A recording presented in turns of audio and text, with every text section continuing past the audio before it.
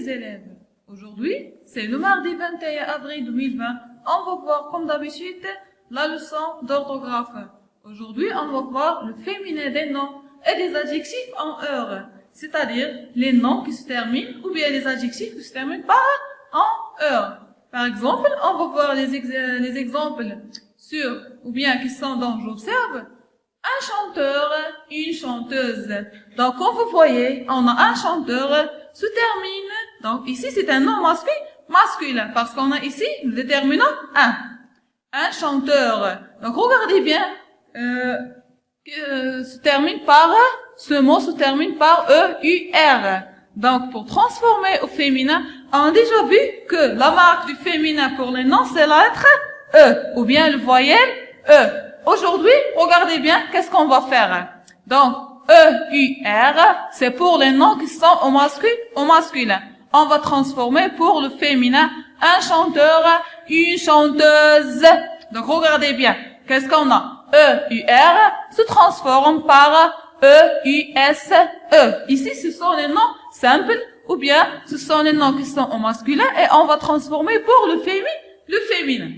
On va passer pour le nom un acteur. Donc ici, c'est pas toujours tous les noms on va transformer par eus, mais par ris. Un acteur, ici c'est un acteur, ici c'est un métier. Un acteur, E-U-R, se transforme par une actrice. Donc regardez bien, un acteur, Chris. E-U-R se transforme par R-I-C-E. Donc, ris. Comme vous voyez, c'est pas tous les mots par heure qui se terminent par E. Ce n'est pas toujours avec euse. E-U-S-E. On va passer maintenant pour l'exemple numéro 3. On a un docteur. Un docteur, E-U-R. Donc, ici, tous les noms se terminent qui sont au masculin se terminent par E-U-R. On va transformer par E-2-S-E. Un docteur, une doctoresse. Donc, comme vous voyez, un docteur, une doctoresse. Donc, ici, qu'est-ce qu'on va dire?